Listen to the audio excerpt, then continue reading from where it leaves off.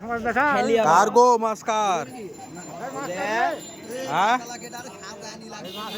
কার তোর কয় টাকা 100 দিব নি দে দে দে দে দে 100 বলেছি দাম চাইছে কত 150 যাইছে 100 বলেছি আর 20 টাকা দেন দিবেন দে করে পলিথিন দে নিতে হবে হাতে হাটা থালাটা আমাদের পুরো এখানে কপসারপুর তাই বড় লাগবে বিশাল বড় দেন 5 কেজি ওজনের বাগাড় মাছ পাওয়া গেছে আরে বাবা লড়ছে গো